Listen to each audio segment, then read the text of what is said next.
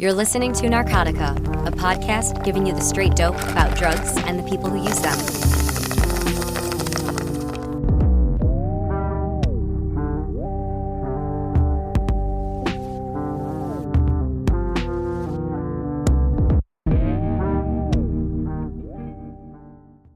Hey Narcotica listeners, Zach Siegel here, bringing you a special episode this week. I'm flying solo. Chris and Troy, they are busy cranking out some new shit, but I think you'll like what's in store for you. This segment is a recording of a panel I moderated last week when I was in New Orleans for the 12th National Harm Reduction Conference, put on by the Harm Reduction Coalition. I must say, if you've never been to one of these conferences, holy shit, you are missing out. There's a fashion show, a dance party, and just some of the most fun, inspiring, just the most welcoming people you'll ever meet. Before the show gets started, I just want to go on a little rant coming out of this conference. I just feel extremely energized to do good drug journalism. There are tons of stories that just aren't getting told. There are so many amazing, impressive people doing inspiring things that just aren't being heard. So, look, a lot of people at the conference complained about bad, stigmatizing media, which it only further solidifies like what the hell I'm doing with my life. I don't make that much money. I work pretty much all the time, but it's so fucking worth it. And this podcast, Narcotica, is so worth it. People, they are hungry for the stories we're telling. We got great feedback about the show. People are listening. That's really cool, so thank you. And finally, I just want to say, everyone at this conference, especially the drug users who are organizing and saving each other because no one else will, they deserve better from media. They deserve better than some of the recent exploitive, parachute in with the cops, DEA adjacent journalism. So, without further ado, let's start the show.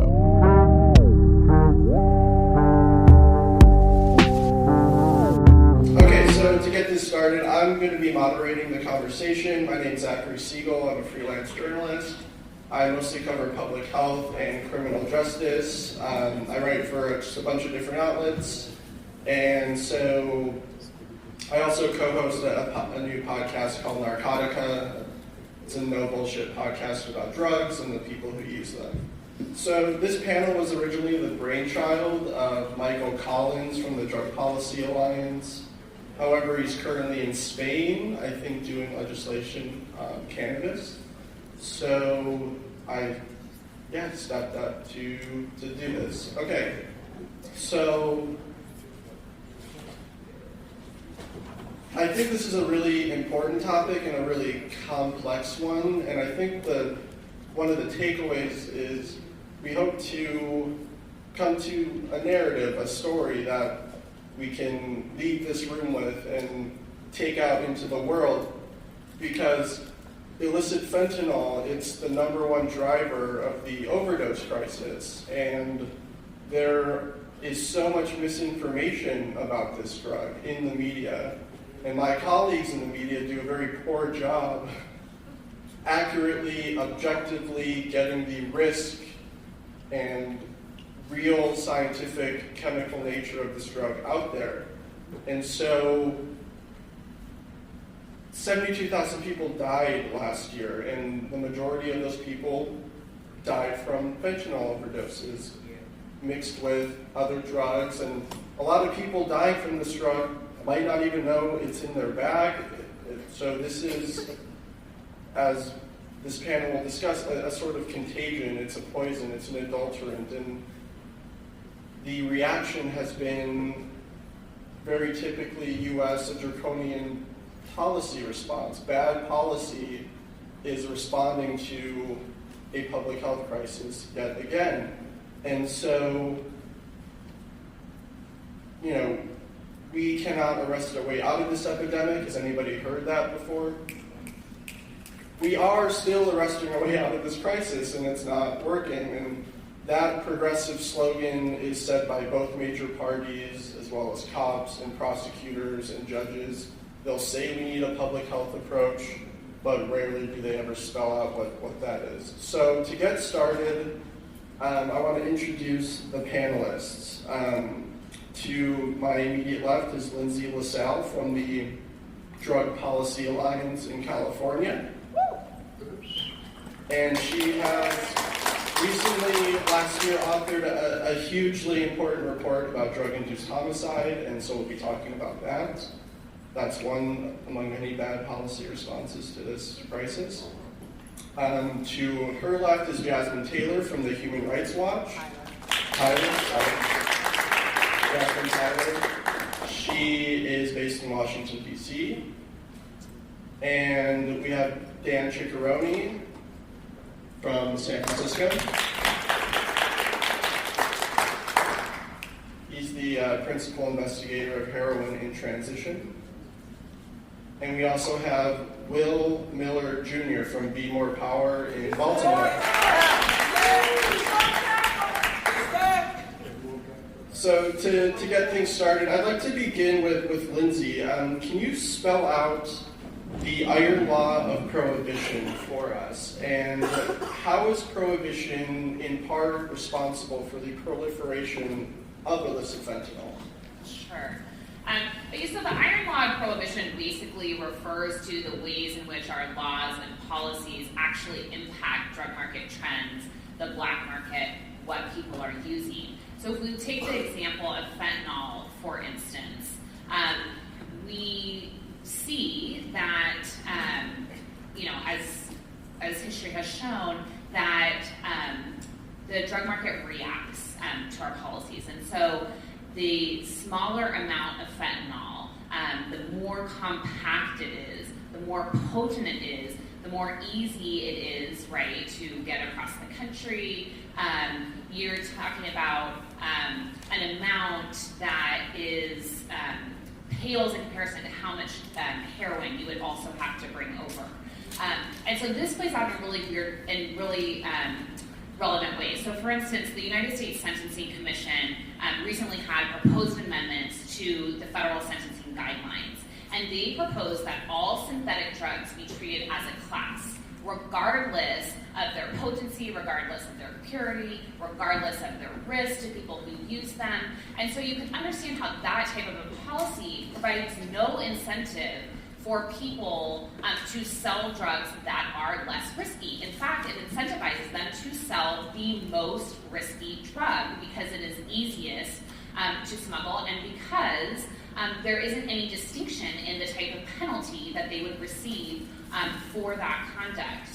It's the same thing with novel psychoactive substances, often that are unscheduled. And so people who might prefer to use marijuana, a very safe substance, very little risk, actually might turn to a synthetic cannabinoid, which is significantly riskier because some synthetic cannabinoids have not been scheduled and so therefore are not illegal. And so they turn to a riskier substances because of the ways in which our laws impinge upon the black market. And I also wonder if maybe Dan can add in to talk a little bit about the real world implications in terms of drug market trends with respect to fentanyl and what we're seeing kind of on the ground. First of all, hi everybody. It's just great to be here. Every 2 years I look forward to being here. This community, this movement, it is a movement, capital letters. And so thank you all for being here, and thanks for being part of this, part of my community. I believe in the iron law of prohibition. I believe that fentanyl is a direct result of pressure put on the pill market. Pills were safer, they are safer, and yet moral panic over the pills led to heroin supplies coming up. There isn't enough heroin produced to meet the spillover demand from the loss of the pill market, and now fentanyl's being brought in. Highly potent in low volumes, it sneaks in small amounts. all the fentanyl that comes into this country would fit into 10 oil barrels. All of it per year, right? And so try to stop that, right? So the entire fallacy of the entire supply side movement, the idea that we can stop the flow of drugs, that we can stop, is ended with fentanyl. It is the end of interdiction, right? We don't go any further, right? And if we keep pushing on fentanyl, we can move into more dangerous forms of fentanyl, right?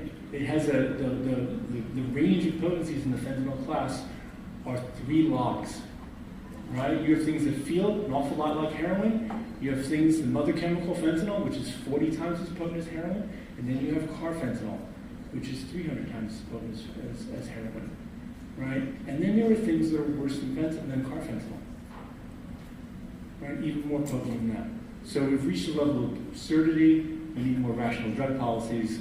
Let's continue this conversation.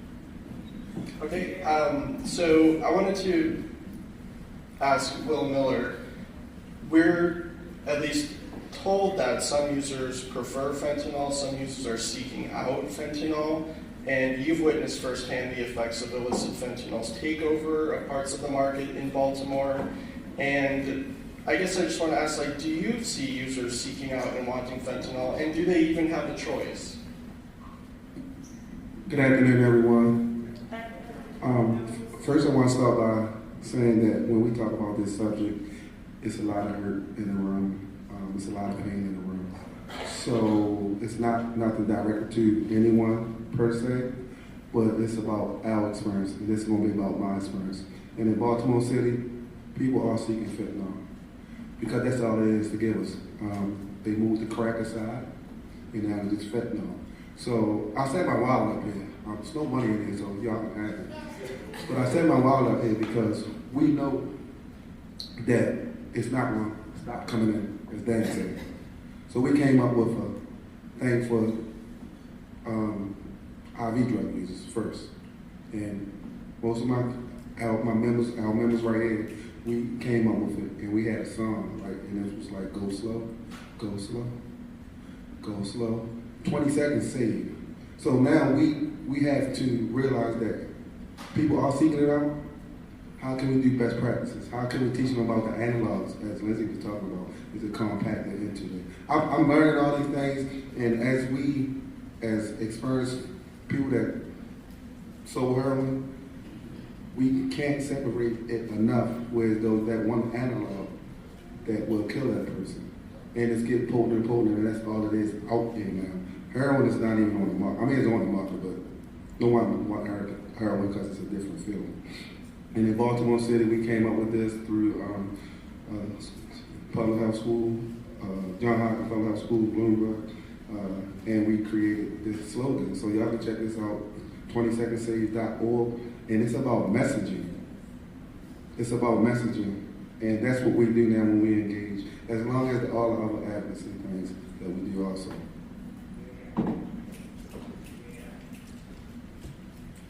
So I think we all agree here that it is a supply side problem. Fentanyl is a phenomenon of a poison supply, and this is for anyone to take a stab at. And Dan sort of already knocked down this question, but is there any proper role for supply side enforcement in this issue?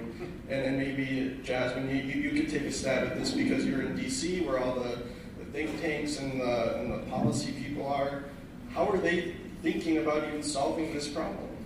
So, hi everybody, I'm not Michael Collins, but he's my dear friend and colleague, but I'm happy to be here because this too is my movement. And so I'm glad to be on this panel because I've done this before. I've literally done this before. I worked in DC when I was at the Drug Policy Alliance for many, many years to try to eliminate, but ultimately only reform, the crack powder disparity. So we have done this. We have set policies based on one drug, and they have caused irreparable harm, these policies, not the drugs, to communities, especially my community, the Black community, and we couldn't afford it then, but part part of the problem that we don't have solutions for now is because of what we did then, and that is pegging our drug policies to the drug du jour, the thing that's on the market right then. In the 80s, it was cocaine. In the 80s and 90s, it was cocaine, crack cocaine. In the aughts, it was methamphetamine. Now, in the prescription, and now it's heroin and fentanyl. And so the same thing we do every decade is try to figure out how to deal with that issue and not really how to think about what it means to have a public health response to drug use and the drug use spectrum, from normal healthy drug use, recreational drug use, choices to alter consciousness in responsible ways, to problematic chaotic drug use, which the UN only estimates 5% of the world population to be problematic chaotic drug users. In the United States, however, we have 5% of the world's population and 25% of the prisoners of the world. And so we either have the world's worst people or we're doing it wrong. And we have done it wrong decade after decade. And I really, if you don't leave here with anything from this panel, although this is a banging panel, you should start changing your language to say the drug war has almost gone on for 50 years now. It was started in 1971. I mean, I have been working on this long enough to celebrate, or not celebrate, but acknowledge different anniversaries of the continuation of these failed policies that have literally caused death and disappearance for whole swaths of people, right? And for years and years and years. So what I see in Washington, D.C., again, is more of the same. So you guys all heard that there was a big opioids package that just got passed. And I have to tell you, at Human Rights Watch, we reviewed, my colleague Megan, I think, is in the room. We look at all of this and we analyze this, and for us, we could only be neutral on the bill because it's kind of good, right? It's more money for treatment, although it's not exactly the treatment that we think should be available, because it's not all evidence-based treatment. It's not all culturally competent treatment, and it's certainly not all harm reduction-based treatment, right? But it did do a huge thing in that it allows now for the coverage of medication-assisted therapy through insurance billing, which you could used to only get medication-assisted therapy for pain management, not for actual substance abuse tapering down or maintenance, right? And so this is going to be a huge game changer, I think. But the provision that Michael and I ended up fighting every day for weeks with Republican and Democratic leadership in the judiciary committees in both the Senate and the House, and with the leadership, Democratic leadership in the House and Senate. We don't really have that much access to the Republican leadership except through some of our Republican friends who actually are good advocates with us on this issue. But we spent months and weeks, many of you, I'm sure, your organization signed on to letters and weighed in on this, because there were enhancements included in this bill to jack up penalties for fentanyl and other synthetic drugs. And, for us, it's a non-starter. Too many people are locked up. It's got to stop. Every 25 seconds, Human Rights Watch and the ACLU in a joint report realize that every 25 seconds, someone in the United States is arrested for drug possession. Somebody can do the math. I probably should have this calculated because I say this on every panel and they're always 90 minutes. But we can have a calculation of how many people will have been arrested while we're up here talking about what the right thing to do is. And so, we worked in a small coalition and put pressure every day. We worked the media to get stories out all the time to try to blow this bill up, because it wasn't in the spirit of the public health response that we had shifted towards in the last 5 years. And I have to say, whether it was the Obama administration, whether it was the white, kindler, gentler drug war, whether it was a combination of both, I'm good. I got to get this out. It was a problem because we were now turning our back on the commitment that we made to pass the Comprehensive Addiction and Recovery Act, the CARA bill, with no penalties. It was the first drug policy bill, drug-related bill, that passed Congress with no penalties, no enforcement. The only engagement of the DOJ was for naloxone distribution and education for officers.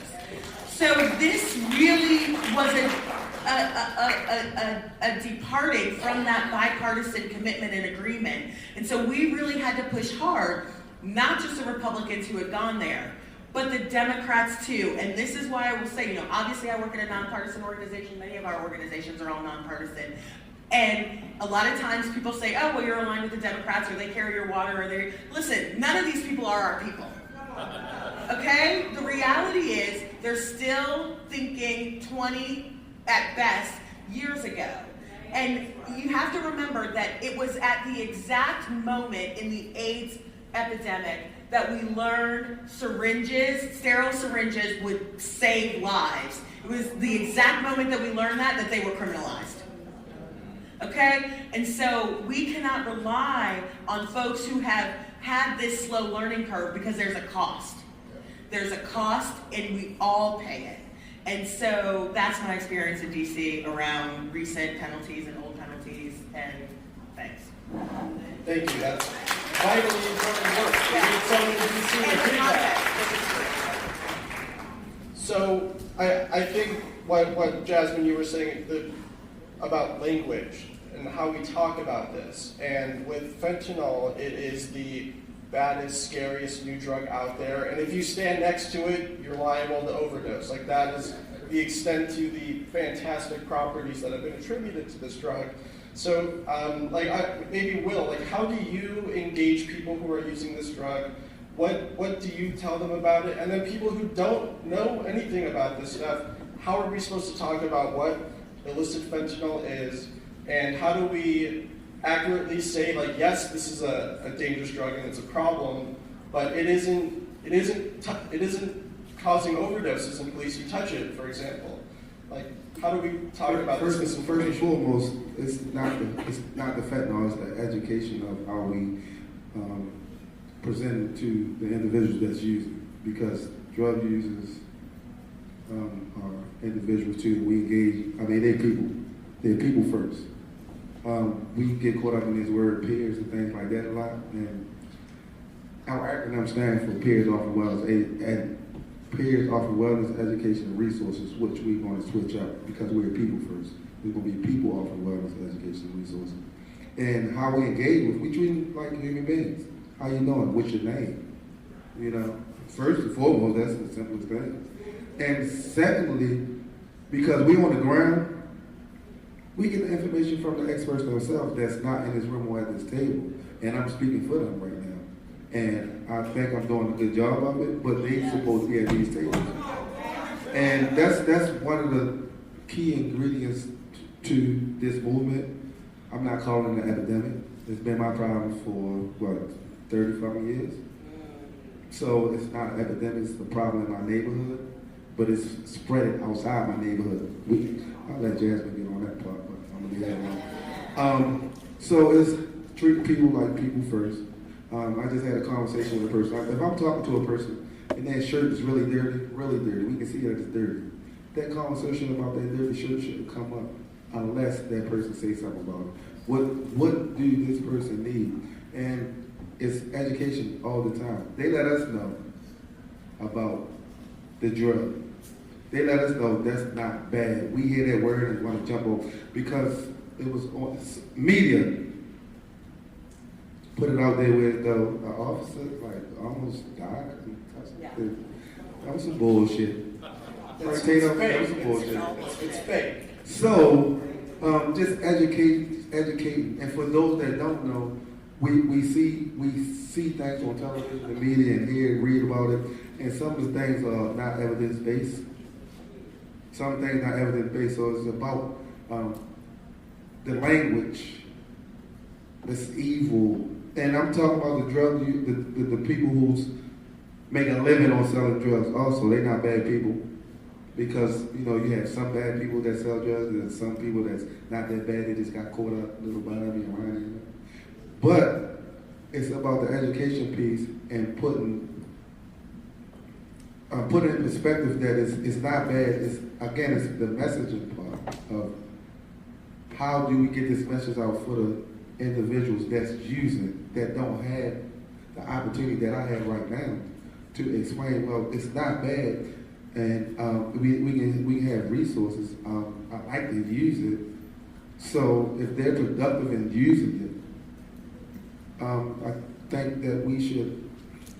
Well, I'm gonna say I think I should support that person, because that's what's mostly needed is support. So I just want to say just a few things that came to the top of my mind off of this question. And the first is that fentanyl is actually a medicine. And I think it's very important for us to not perpetuate this negative perception of fentanyl. Not that there aren't problems with fentanyl also.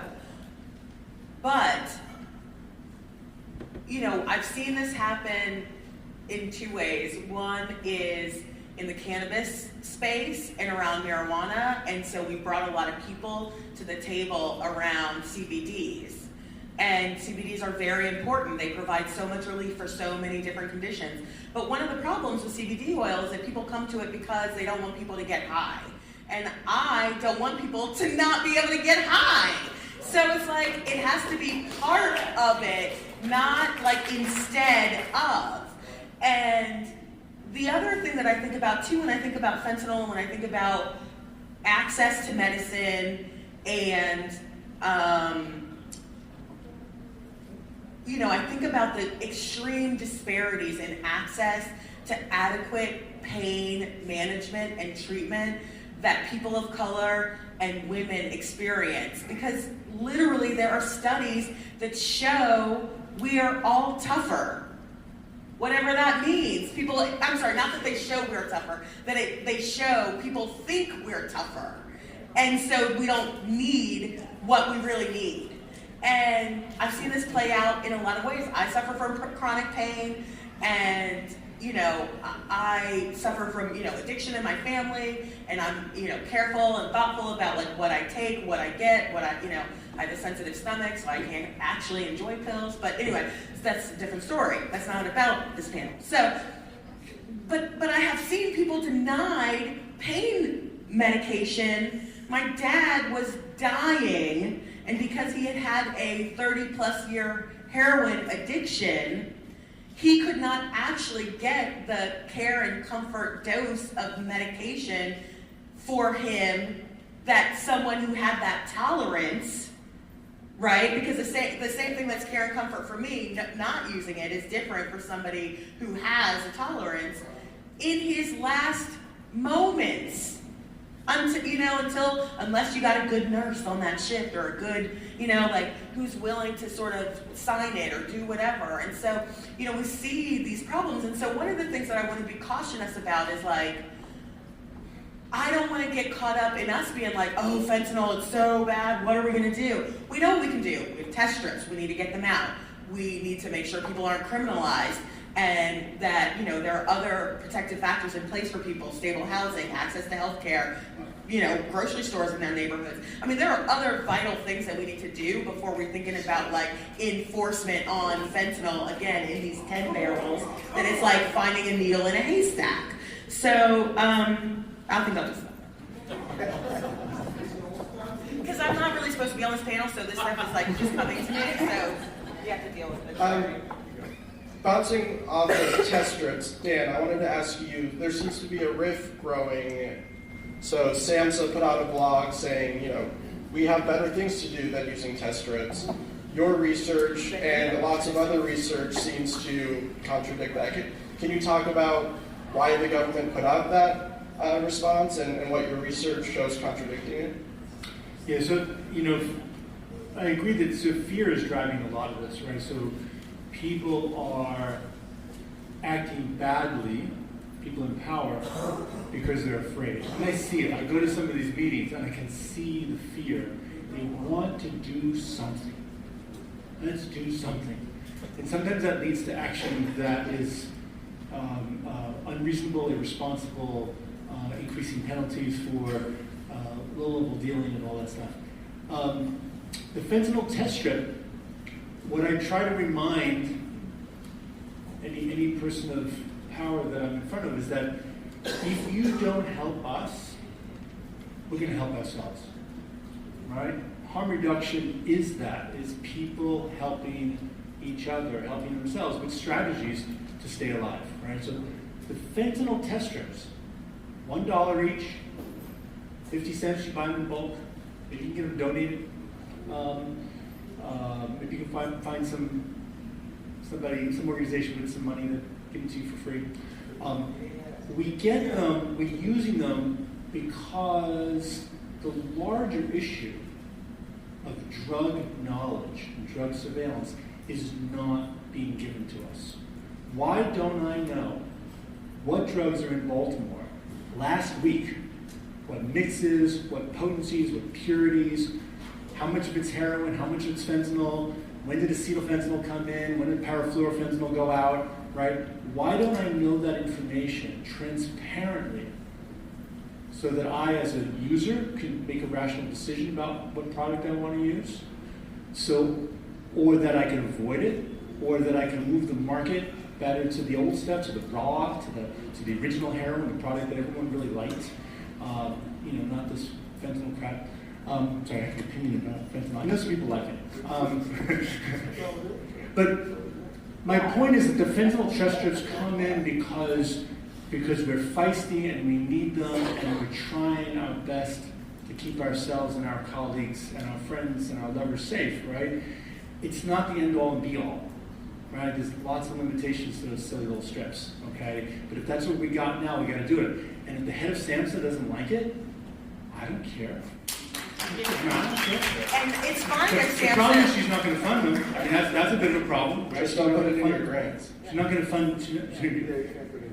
You can't put it in your grant, and you're not going to get money to do research. So this goes back to needle exchange, okay? Right. Why do we have bad evidence for whether needle exchange works or not? Because it wasn't funded in the early days, right? Why do we have bad evidence as to whether naloxone works? Why do we have to wait 15 years to find out whether naloxone distribution works? Because they wouldn't fund it in the early days. So that is the problem with SAMHSA saying no to this. But I mean, they are funded to study the harms of drugs, not like the science of drugs.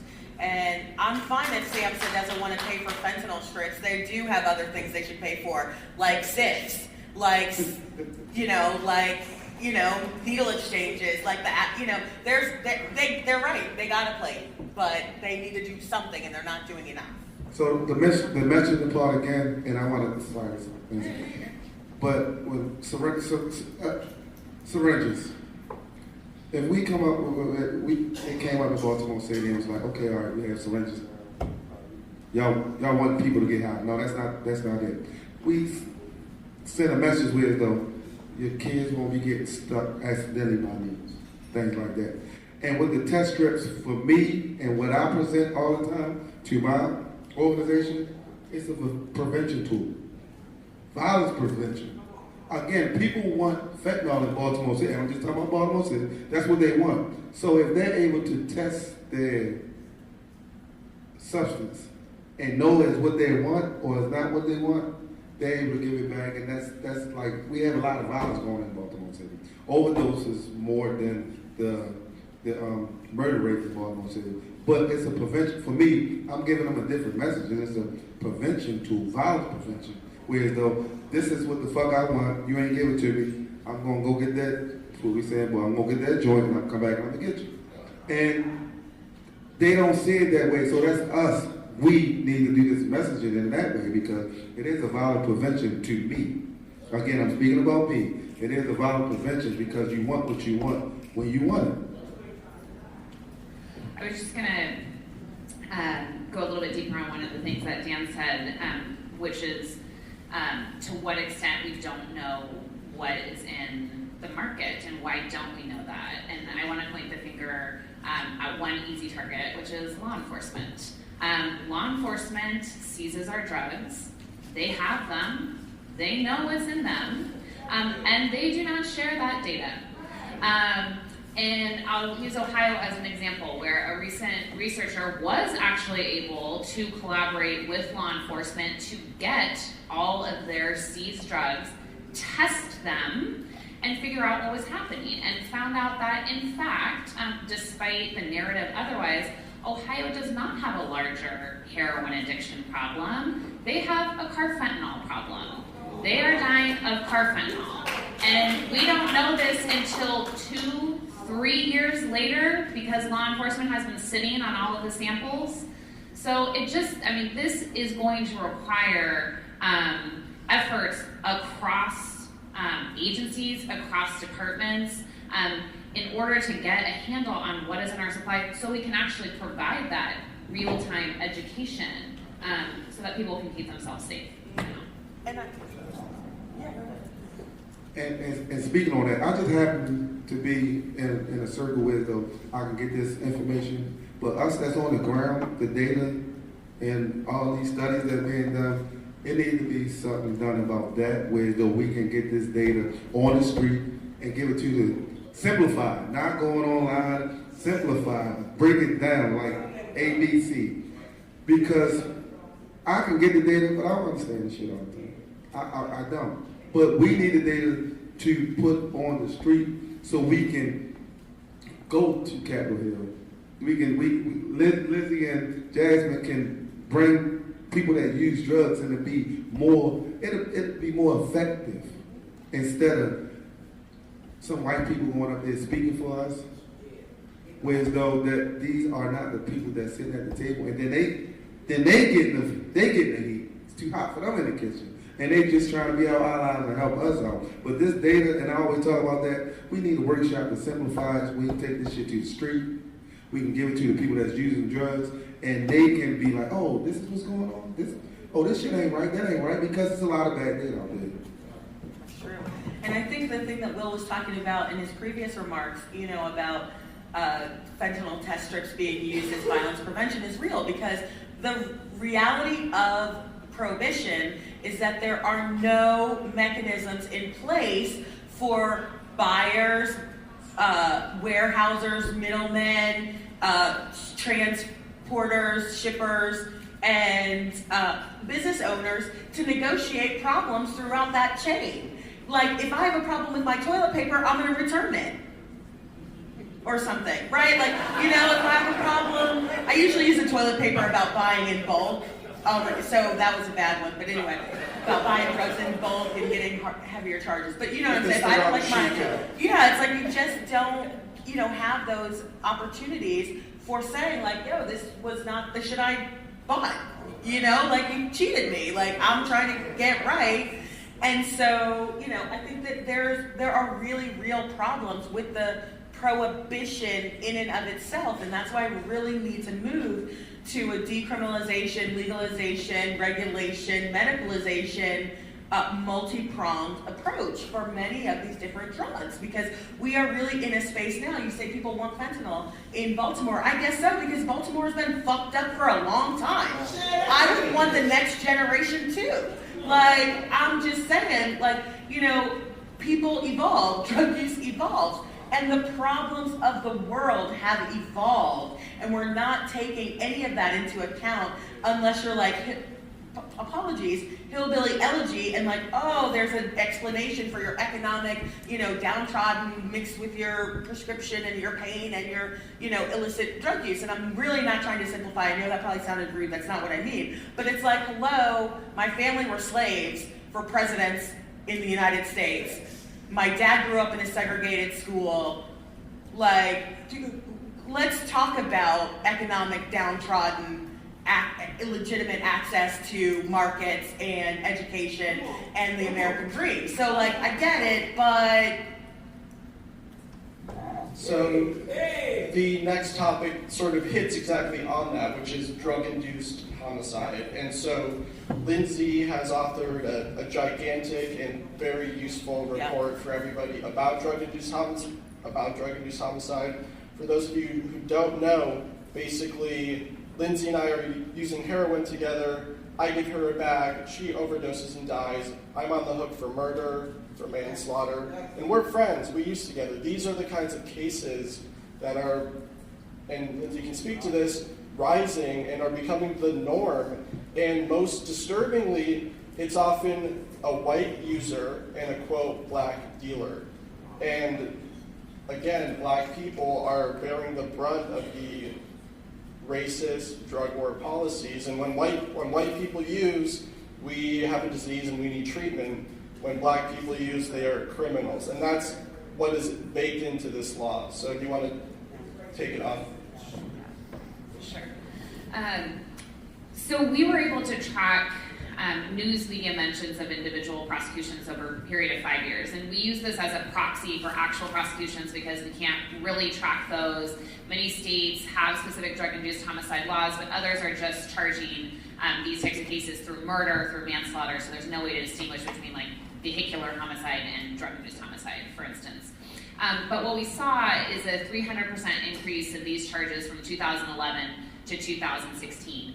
In some states, particularly the Midwest, Northeast, where fentanyl is more present, those jumps were even more substantial. We're talking about like literally 0 cases in 2011 to 161 cases. Again, these are only cases that actually make it to the media, so this is a real undercount of what is actually happening, but it provides a really good indicator of what the trends are with respect to this particular charge.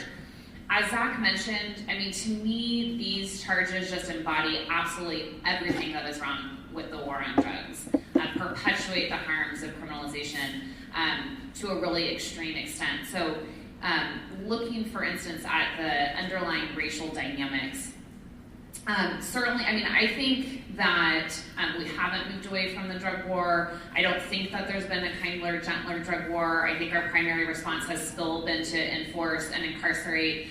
But there is absolutely no doubt that the rhetoric has changed because white people are affected, right? There's no doubt about that. And we see that play out in the context of drug-induced homicide because the white users are deserving of sympathy, deserving of compassion, deserving of treatment instead of incarceration. But what we see is a lot of, well, oftentimes it's explicit. You look at Governor LePage out of Maine, and he's saying, you know, we've got guys named D-Money, Shorty coming into our state from Brooklyn, selling drugs, impregnating our women. I mean, it goes back, you know, this is like language we've heard from hundreds of years ago, and it's being used in present day. But you also hear racially coded language around pushers, right? Dealers, purveyors, which conjures up a certain image in people's mind of the person on the street corner in urban Black America. That's what it conjures up.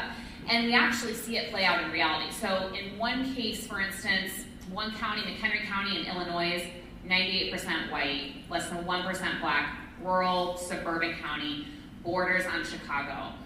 They have gone into Chicago, arrested 4 Black men for murder, for selling drugs that resulted in overdose deaths, have never stepped foot in this white county. That's 35% of their drug-induced homicide charges. One particular man, James Mixlander, who we went and visited, talked to at length, received a sentence 55% higher than any other person, sentenced by an all-white jury, sitting in federal prison 28 years. For selling drugs to a boyfriend whose girlfriend was sitting in the car. The boyfriend then shared the drugs with the girlfriend. She overdosed. Boyfriend got probation. White boyfriend got probation. This is an anecdote, obviously, but this is indicative of what's happening. In Hennepin County, Minnesota, 72% of the cases against Black defendants, 13% Black population. If you go to Health and Justice website, they are doing some data collection currently. That's on enforcement. If you go to the actual sentencing side, the sentencing is showing that on average people of color are getting around a 9-year sentence. White folks are getting around 5 years, 5.5 years. But there are other ways in which this is just incredibly problematic. I mean, it completely undermines a public health approach. So we have 40 states and the District of Columbia that have passed Good Samaritan laws. No one gives a shit about getting immunity for simple possession if they're going to be charged with murder. So people are not calling 911. That's just what it is. There was a study out of Maryland on the implementation of their Good Samaritan law. It was not even a question. Unprompted, people said they were not calling 911 because they were scared of being charged for murder. Not being asked. Totally unprompted. This means that it is filtering through the channels and it is getting down to the end user that they're going to be charged with murder. Treating overdose scenes as crime scenes. So we're undermining all of the efforts that we put into this public health approach when we implement, when people are prosecuted for drug-induced homicide. I love saying this because I feel like it's just so true. It's like literally the only behavior that is deterred by drug-induced homicide is calling 911.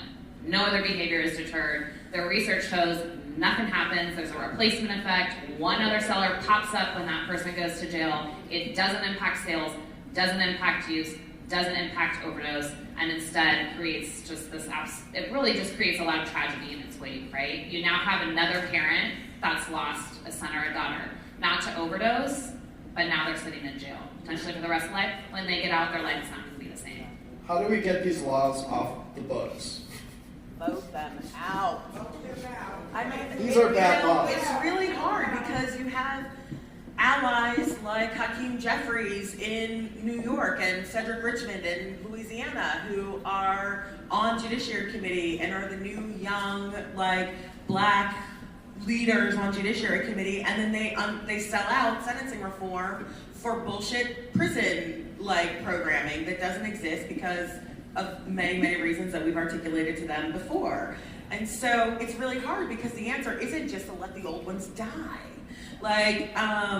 It's funny because, it's only funny because it's true, and this is going to be so wonky that I don't know if anybody's going to get it, but Orrin Hatch, the senator from Utah, okay, there's some head nods, he's a longtime drug warrior, blah, blah, blah, whatever. You know how there was this joke this weekend about Lindsey Graham and the DNA tests, and anyway, I don't know. So there was this whole GOP thing about DNA tests, and first of all, keep your DNA. You can't trust people with, why would you give away, anyway, that's a different comment. But Orrin Hatch had a whole thing where he was he was fake reading some results, and then they showed a paper you're part T-Rex, and then 87% other dinosaur or whatever. And they thought it was funny, right? And I'm like, no, you are dinosaurs. You're old. Stop it. It's a different era. We're literally in a new century. It's a new, we're almost 20% into a new century, a fifth into a new century, and here we are doing the same shit. And we used to have prescription heroin in the early 1900s and 1930s and 20s and stuff. We had it. It was effective. It was effective for pain management. It was effective for people who were addicted. All of this stuff was in every product. Hair cream, cough syrup, everything, right? Coca, heroin, all of it. We knew what we were doing with it, but then some crazos got it, bee in their bonnet. And the reality is, and I don't know if you've read Johann Hari's book, Chasing the Screen, but it's really great because it documents how Anslinger got so crazy. Just like there's another conference happening maybe right now about recovery that's all 12-step and anti-harm reduction and all of that, right? There are people like us who have these tragedies in our family and we come here. And there are people who have these tragedies and they go there, right? And he was one of those people because his mom had a heroin problem from pain or something like that. So here you have this guy that's I'm going to eradicate the scourge across the land. Ah! But the whole time he was giving Joe McCarthy, the congressman who led the Red Scare and accused everyone of being a fucking communist, was giving him basically prescription heroin the whole time. Because white people. It's really always hard to call Jasmine. She's up here and then it's I gotta bring it back down to what I was gonna say is yes, vote them out. But I think the thing that is honestly honestly so challenging and so scary about the moment that we're in right now with the criminalization and the drug-induced homicides and the fentanyl mandatory minimums is that, and Jasmine actually mentioned this earlier, but it's like even progressive people and even in progressive states, you're still seeing it. So Rhode Island, for instance, is like held up as like a model of good public health-based drug policy, has done a lot of amazing things great. Literally last session passed a drug-induced homicide law. And I think that initially was minimum life in prison, which we were able to get down. But that was how it was drafted initially. So even in these progressive places, you see these really regressive strategies. And I think that one thing that underlies it, obviously first stigma, and that goes without saying, we gotta address the stigma. But then we have to get at this notion of the stick, that there like has to be the stick along with the public health, along with the harm, like sure, harm reduction, sure, treatment, but also the stick, also incarceration. And we have to be able to start separating those in the minds of people who are making the decisions, because until we do, I mean, again, it's like, it doesn't matter how much of this good stuff that we get, because it's all undermined by the criminalization. So just separating those And I'll just out. say one thing too, that's a strategy to match that is that, you know, when you have a state that does do good stuff, you have to make sure that their congressional representatives echo that. And so like, even though Senator Sheldon Whitehouse is on Judiciary Committee in Washington, D.C., he's the co-sponsor of the less good bill that doesn't actually address sentencing reform. So he's not even in step with what's happening in the state. Excuse me. He's just not in step. And so there's a level of consistency and repetitiveness that we have to enforce. It's not enough for somebody to change a law. We have to stay on it. We have to make sure that law gets changed and implemented correctly, right? And then we also have to make sure that that same thing that they realized and decided and acted from is like their baseline now, right? That it's not like back to where they were before for the next issue that comes across their desk, the next bill that comes across their desk. It's about making them stay where they are. And a lot of our work really is about it's because it's so defense related so much, we're always playing whack-a-mole, right? Like trying to do one thing, just like they're doing with the drug war, right? Like we're trying to bat one thing down, but then all these other bills are coming up. But for us, you know, a lot of our work depends on literally just working when the broken clock is right twice a day. Like just catching them when they can be right on the thing that you need them to be right about. But it is about then consistently keeping them. I learned a little bit about the laws and how they put it in place. And those that deal with the politic things like that, I'm learning, still learning. We gotta watch how they put it in because they make it look really good, and then it'll be shit in it like oh, we can pass this law, but like everything at the but somebody told me it's bullshit. And I want to talk about how we can, like in Maryland, we can save money because we hired probably 18 months ago, almost 2 years ago, 5 detectives to investigate fentanyl overdoses, fatalities, non-fatal, and it become a crime scene. Those that in different cities that had these counties that separated, well, I'm gonna say Baltimore County, Arundel County, things like that, they had the jurisdiction. If they suspect that it's an overdose in Baltimore City, I mean, it was a dealer, as they say, dealer in Baltimore City, they can come and lock individuals up in Baltimore City. And it's not their jurisdiction. Our government thinks it's a brilliant idea. The media just blowing it up. And they had an opioid crisis type thing on Channel 13 News, and me and my colleague Daryl Burrell was right there. And we went to talk to this guy, I'm gonna say guy, in Baltimore County, and we was trying to help out what was going on in Baltimore County, because Baltimore County numbers is Baltimore City numbers, because that's where people come to get the good stuff. And as soon as we said something about people that use drugs, that's affiliated with us, it was a direct turnoff. And now he uses everything that we say, how we implement our things, and he uses that and make himself look good through the media. So again, all these laws and implemented things for officers to do certain work, we could be putting that with the youth, building their housing up in Baltimore City, their row houses. It's a whole bunch of things that we can be doing with that money instead of paying these.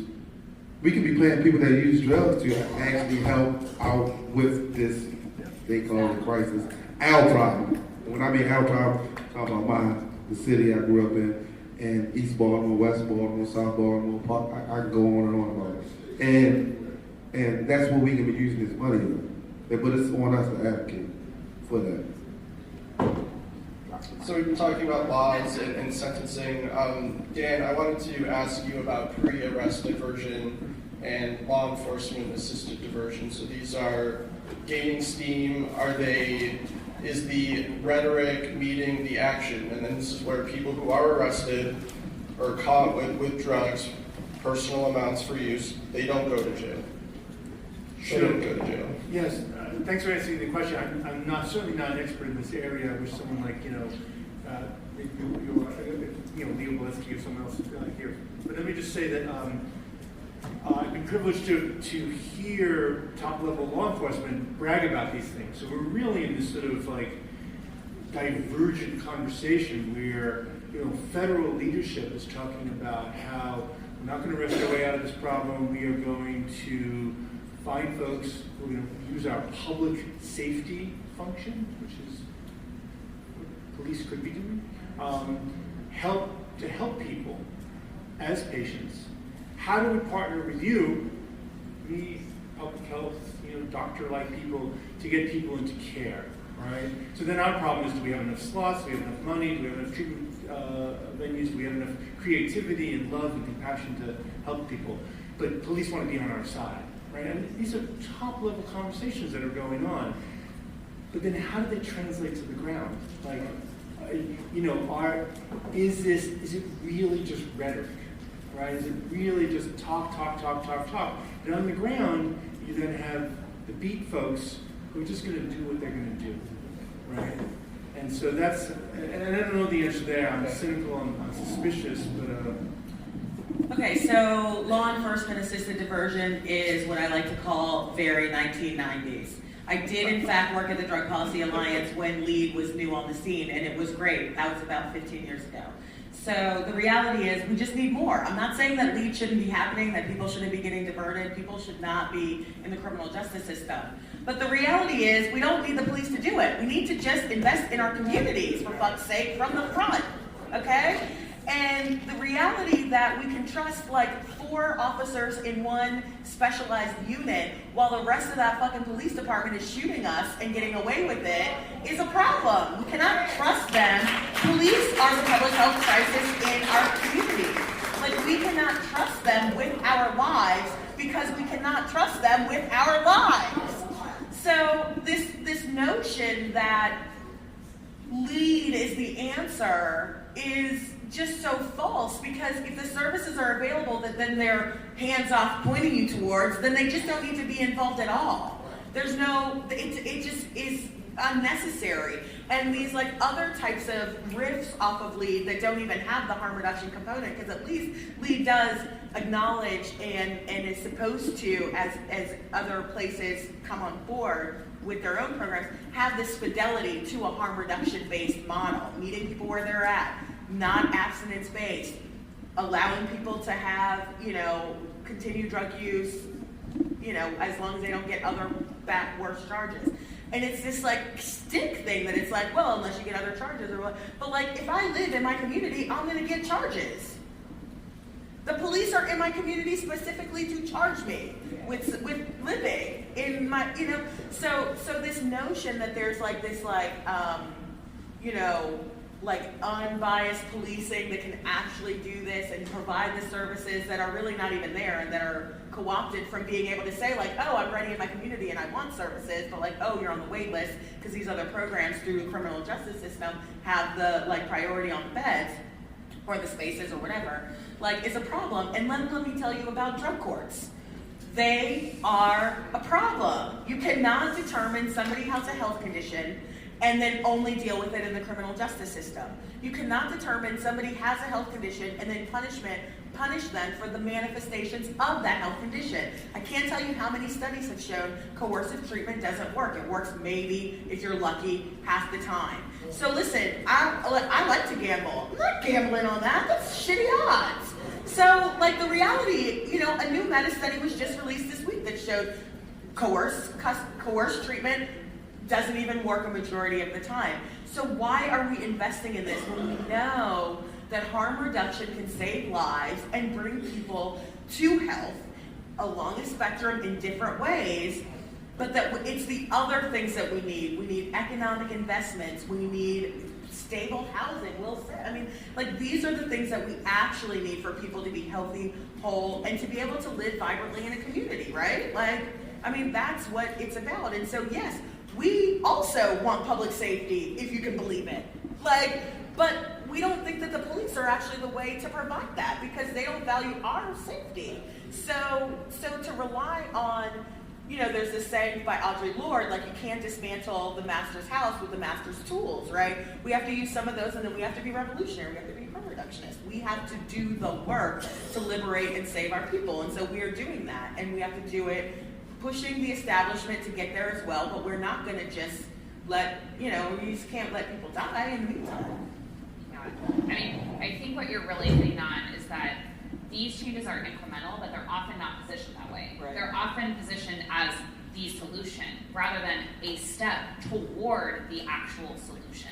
And I think that's a really important distinction, particularly as we look to implement novel ways to reduce overdose deaths. So for instance, like it is critically important that people have access to methadone and buprenorphine when they are in jail and prison.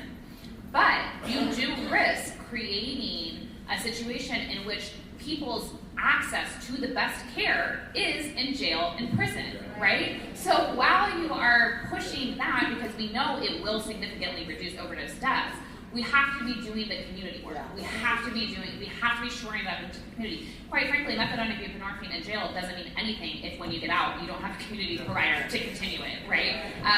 So, they're often, it's like, and I feel like this is kind of a hot topic now, even among elected officials are like, great, let's get it into the jails and prisons. Still, no one is talking about the community.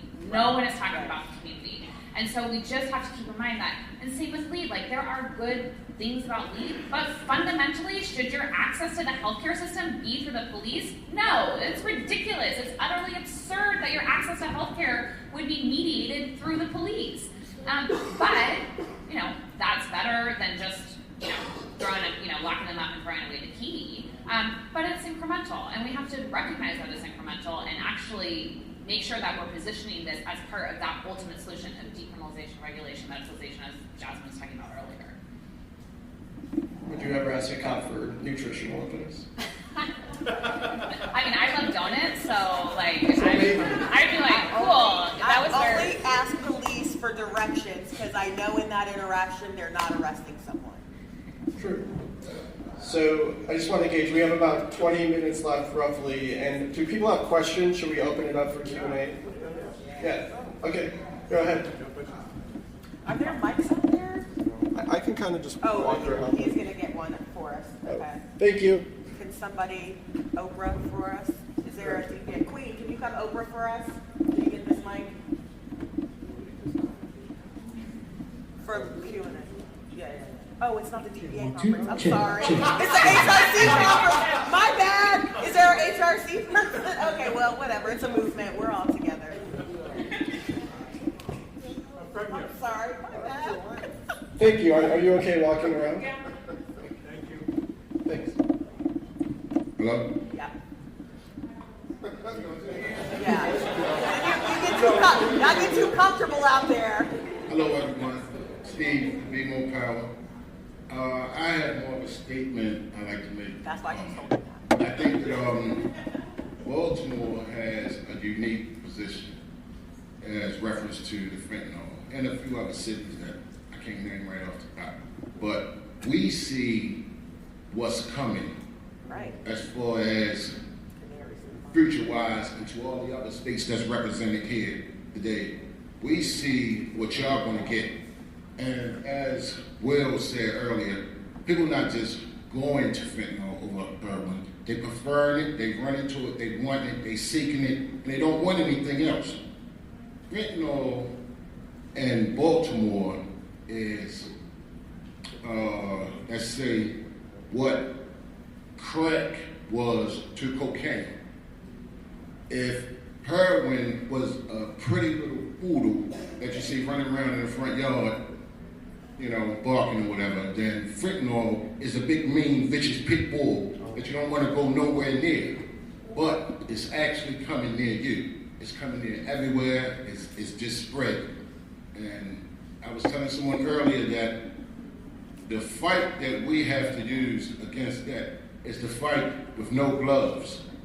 Because fentanyl surely don't have any gloves on the way it's knocking people the fuck out. You understand what I'm saying? So our fight will have to be so much more aggressive. No glove. You can't just sit back and think it away. Like I said, if those of you can go back in time and remember what crack did to cocaine, destroyed the country, crumpled neighborhoods, broke up families, schools, I can go on and on. This is what fentanyl is doing all over again in Baltimore and small towns everywhere. And it's spreading to little counties, little white areas, this and that. Thank you. Ohio right here. Yes, on issue 1 in Ohio. Hello, everybody. And I know I've been a big mouth, so excuse me, but I don't have long to be here, and I got a lot to say because people are dying where I come from. And so we talk about the crack epidemic. I spent 3 years in the cave, addicted to crack cocaine in the 90s. And we were crack babies and super predators, and we're doing the same damn thing again. And so I came home from incarceration in 1995. George Bush was president, George W.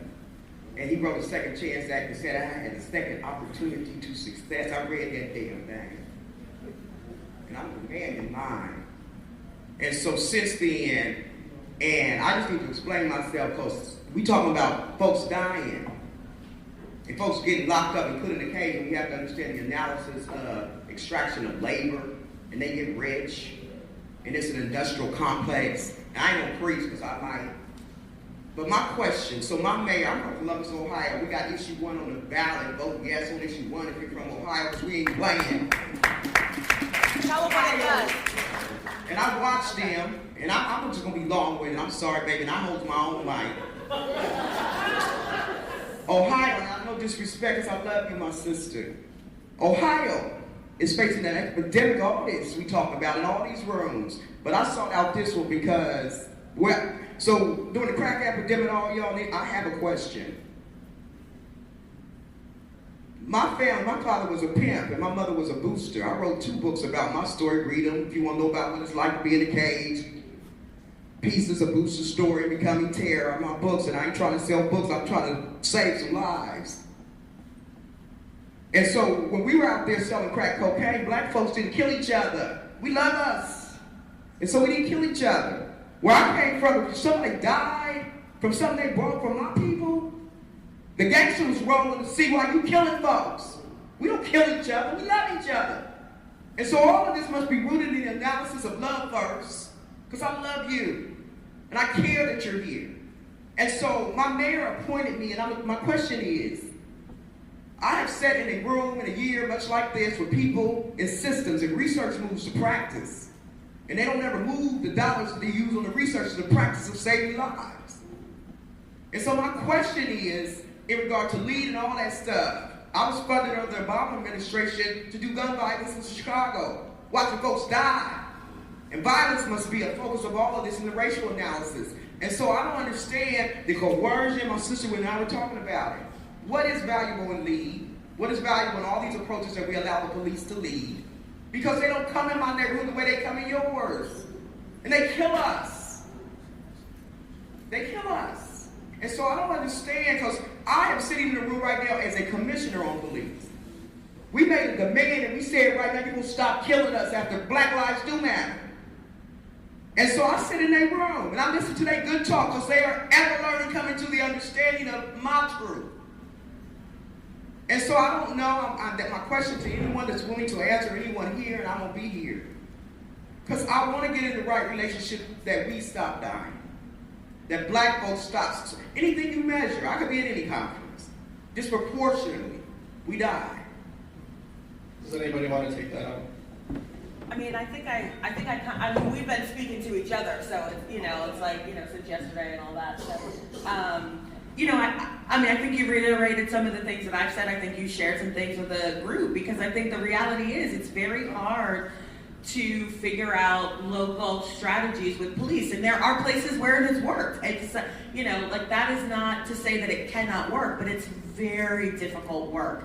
And the problem is, a lot of times the work is with individuals and it isn't systemic, right? And so it doesn't have that transformative kind of impact that you really hope that it has to make that generational change. And that's why I also mentioned, it's the commitment. It's the not forgetting that we've already moved to a new level when you're evaluating the next thing. Like, if you've already agreed that something is wrong in one context, you have to just use that as your base. Like, that's that's then your orientation point moving forward. And I think it's incumbent on folks like you to hold that, like, consistency to account. Like, no, remember when we did this thing because of that thing, and we said this thing? Well, isn't that the same thing? So, like that kind of, it sounds very dumb, and it's a lot of hard work, and it really is about the relationships, because, you have to be able to go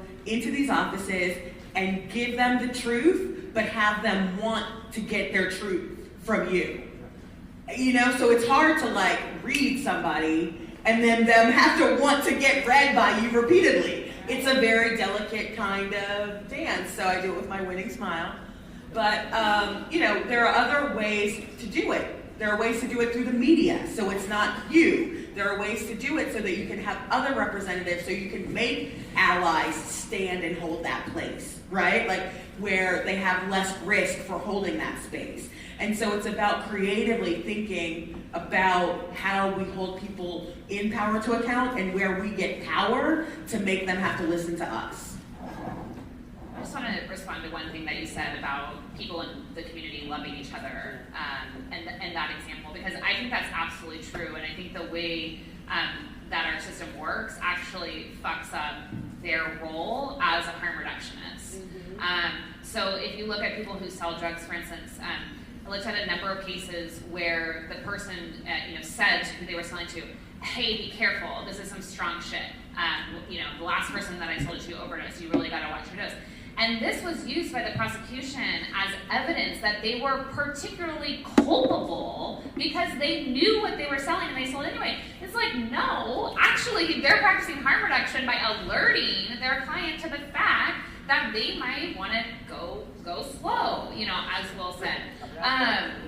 20 seconds saved. Right. So, I think we need to uplift the ways that actually people who sell drugs are harm reductionists, can be harm reductionists. And some of the drug checking studies, they showed that drug checker, people who sold drugs wanted to actually check their supply to see what they were selling. Initially, I think Dan will echo, right? Like, initially when fentanyl kind of hit the scene, a lot of people just didn't know what they were selling. We're totally unaware. I think now people are starting to gain awareness and in fact want to know, so they can actually share that information to save the people in their community. They don't want their clients to. And it's important for us to understand that this is a poisoning, right? Because this isn't just in people who are seeking opiates on the market because that's their bag, right? This is showing up in other drugs, and I really hate to be a drug alarmist and be like, oh, other drugs, and oh, production is up. I really don't get into all of that. I don't. But this is a thing where I think, this is how you said this is an exact example of how this is like the worst iteration of the drug war, because it's like, it's small, it's potent, it's like meant to do exactly what it's doing, and it's because the sourcing is coming from other countries, no one knows, and it's in other stuff. So it's showing up in Coke now, right? Like that's a poisoning. Like you usually, it shows up in a meth. Like you usually don't, like, I don't know, I was gonna make, anyway, like you usually don't want to mix like that unless you're actually specifically mixing, right? Like, I mean, like that's a thing. Like you don't want to just get like surprised by that. So this is what we mean about, like, this is actually a poisoning. Again, though, remember, fentanyl is also a valid medication. Used in hospitals every day. Yeah, exactly. Next. Sorry, Yeah. Oh, yeah, sorry. real quick. That's where the fentanyl test strips come in at, because it's in also sandy bars, because they compress that. All the pills, they're compressed. So that's the reason why it's important to have drug testing strips, because they are in that. And because in cocaine, it could be in cocaine, and it's just like that, certain people that, we're not clean when we like compression of drugs, things like that. So it could be residue of cocaine. The residue of, fentanyl and cocaine. So we gotta watch that too. And when they tell you that it's in marijuana, some people may know that it's reefer. It burns a different way. So like investigate some of the things. Let's just not look at it and say, oh yeah, you're right, and put it out there to other people, and it'd be some misinformation. Yeah, I have a concern with all our focus on fentanyl that we're going to be forgetting the vast majority of drug poisoning deaths come from drug mixing. They come from mixing the standard opioids or heroin with a benzodiazepine or with alcohol. Yep. It's been that way Yep. from 50 years ago. The Consumer Reports drug book was trying to warn us that drug mixing will kill you. Don't mix heroin and alcohol. And, and in the papers, 5 years ago, it was all super pure heroin is coming out. Heroin now is 10 times purer in New York City than it was 20 years ago. And I looked at the data. It was stronger 20 years ago than it was today. Drug mixing is a huge problem, and we shouldn't forget it because we're concerned about fentanyl, right. Even though fentanyl is a huge problem, and it is on the increase a great deal. Yeah, thanks for bringing it up. So it's the same is true for fentanyl-related overdose deaths, and that is they are drug-mixed deaths, right? It's fentanyl plus heroin, it's fentanyl plus a downer, and some of the stuff is coming in the powder. So the benzodiazepine, the Xanax-like powder is already in there. It's already in the mix. And so thanks for bringing that back up. It is a good it remains a good harm reduction educational moment to talk about mixing. The other thing I want to bring in is that a lot of people aren't aware that the heroin supply, even if we didn't have a fentanyl overdose crisis, the new heroin that's coming in from Mexico, brand new product coming in around 2010, very potent, refined, likable to a strong degree, but also very potent, and people are overdosing from that as well, and that's also going to the Northeast and the Midwest and stuff like that. It's that new, it's almost the color of your chairs there. It's a sort of sandy gray brown heroin. Got time for a couple more.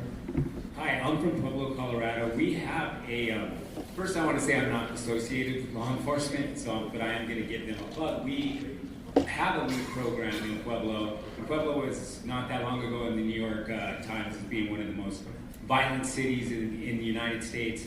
I'm Hispanic. The city is predominantly Hispanic. We have a LEAD program. When we've gotten some of those referrals, and it's really a gang town. It's really occupied by a lot of gangs, Hispanic gangs. And the cops, the police hugged, as I'm a criminologist, I get it. I get why we see the failing of them. But the cops hugged when they got their first, arrest diversion. It was really supportive. I know we don't want to put this in the hands of law enforcement, but like you said, it is a step in the right direction and the right process. I think that the biggest obstacle that we've had, and you're getting a lot of head nods here because we're all on the same page, but I'll go out and do public speaking about harm reduction or substance abuse, and in the crowd, I get a lot of head nods too. Somebody said something in that first meeting, they said, that suffering was a precursor to being empathetic or sympathetic, right? And I think that's true. Our elected officials are the ones having the hardest time with the diversion or with anything. And the truth is my question to you is, how do we reach the general public? Because they're nodding their heads and slapping high five, and unless their families have been affected, they're not getting it. And we all know that when they go in the voting booth, when no one's looking, they're voting the opposite of what they're in these forums, and they're shaking their heads. But when they get in the voting booth, they're voting against programs like LEAD. And so our elected officials, looking at it from their point of view, they're like, this could be political suicide, because even in some of these cities that need it so bad, the general public is voting against it. So how do we get the general public that isn't affected or hasn't had a personal story, how do we get them to understand harm reduction? Because when the LEAD program came to our city, people were ready with pitchforks. They were like, what, you're gonna let drug addicts go? What if you let them go and they kill somebody 10 minutes later? You had them. So I don't know the answer to that, but I don't know, how do we get those people that when they get behind that voting booth, how do we get them to understand? Because they are gonna keep voting new people. They are gonna keep doing that. Well, anybody in this room could kill somebody at any given time. Maybe people in this room have. And so I think that, I get it, what your point, but, it's like not a way we can measure how we make decisions about liberty and humanity. It's just not. We can't what if those kinds of questions, those kinds of, we have to deal with people where they are when they're there, right? And so those electeds have to make those hard conversations and have those hard decisions. I think it's about community conversations and education. I think it's about these relationships that you make. I think it's really about relationships with staffers. And I think it's also about relentless pressure. And it's just, pressure bursts pipes. It's just... Thank you. We got a question over here. Yeah. Kind of more of a comment a little bit, but what kind of question? I guess I'm curious with LEAD. How do we get LEAD programs that are not coercive, that are not actively harming the people that they're purporting to be helping? Because that's really what I see over and over. Last time I needed to get help, I didn't know where to go, because I knew if I went to the hospital, I was going to get harmed there. If I went to a rehab, they were going to hurt me. I didn't want to be hurt anymore. And it's people need help, but they, all these things these legislations that are supposed to be helping people, often they're actually harming people more. So I'm curious how, and if anyone has ideas about how we can work with, the legal system and change some of that. I think there's lots of answers to that. Yeah, anyone can take this on. Well, we feel like a lack of treatment, but there's also some other faults there. I just want to start with the medical side. That is, we simply do not, given the size of the overdose crisis, we simply do not have enough high-quality, evidence-based treatment in many American locations. There's very few who do that actually have enough. And so just as the medical sort of public healthy person here, just say that all routes toward us would be better if we simply had more of it. More money, more providers, more medications. Low threshold buprenorphine is a very good answer here, and there's a couple of locations that are trying this out. But whether it's through the emergency rooms or through LEAD programs, through pre-arrest diversion, if it doesn't get to high quality treatment that people like, that's culturally appropriate, that people will be able to stay with and kind of go through their stuff with and work with and stuff like that, none of it works. The end result has to be a good one. So there are about 30,000 cardiologists. There's only a few thousand addiction medicine physicians. We just I don't know where you live, sir, but Baltimore. Yeah, there you go. There's not enough treatment. We have time for one more way up, or a couple more. Do you want to do a lightning round? Or? Yeah, let's do that. Yeah. Fast questions. Yeah. No, I just wanted to say, I was speaking on a story in Atlanta last year about a drug dealer named Lil Kevin and how fentanyl was becoming the norm and people was looking for it. And I was kind of ridiculed about it, but I'm telling y'all, what needs to be done is we need people that's in the streets, that's on that front line, sitting up there, helping to educate people, and also League needs to congregate with people from the streets and the community to help deal with this problem. It's not a problem that they can deal with on their own. They need to start collaborating and stop looking at people that because they have experience in drug use as the problem and start looking at them as helpful for the solution. Exactly. Thank you. And I'm going to speak on that real fast. You can go to Sterling, behind you. Sterling's behind you. All right, back behind you. So, and that's how I found out, because I was unaware in my city that people were seeking fentanyl. And Ricky stood up and like, shit, they know about it, because of little Kevin. And again, Ricky is our like faith-based. We do faith-based too.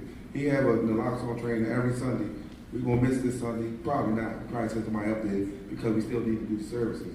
But again, people, I shouldn't be sitting up here all the time. And I tell him all the time, I shouldn't. We should have someone from the street that's actively using. My father just stopped actively using. He should be here. But 2, 3 o'clock in the morning, I was outside. And people look at me like I'm crazy. I think outside the box. My father's sick. It's not 10 hours no more. I'm going to give him 6 hours. And I'm going to look and make sure that that person actually inject him where he needs to be at so he will be fine. It took a lot of energy out of me, but that's what something I needed to do. And it's personal for me, and that's why I'm passionate about this. And the way that I deal with individuals is how I deal with them, because we talk about parents that have to deal with their children. I'm a child that's still dealing with my parent. And sometimes I don't think it's being looked at like that, but I deal with everyone. And a couple of people here that I call on a regular that's out of our membership and make sure they're straight, and some come to my house. It's a safe space. And that's what we need to invest more money in spaces where Doug can go somewhere and take a shower. And if you want to use the bathroom, it's none of your fucking business what he's doing in that bathroom. All right, we have time for one more. I just want to see your reactions to the idea that the public health system will help us. Diverting people into another coercive system that has harmed a lot of people. I really like to comment over here that even high quality treatment, my experience is people have been in and out of that as well. So we have to ask, I would just like people to think about what does care look like inside the community. Like what does the space that people live with every day, what does that look like, instead of taking diverting you from a really bad system to a kind of bad system. They're both really bad. They both have a history of racism and are based on capitalism, and it's really, I don't know. We just have to think a little harder, I think. Yeah, thank you. Absolutely. I think you're absolutely right. It is about community ownership, though, and localizing, as opposed to sort of, this sort of healthcare commodification model that we're working on, which is really, obviously healthcare is its own problem in our society, like you pointed out, and it isn't a panacea. It's not an end-all solution. And I'm very concerned with the, over-diagnosing what people think is problematic drug use, but actually they should see problematic drug use. No, and this sort of pathologizing, right, of our community instead of criminalizing, because you're right, it's just trading stigma and labels in systems that aren't designed to really address our needs. Okay, let's thank our panelists.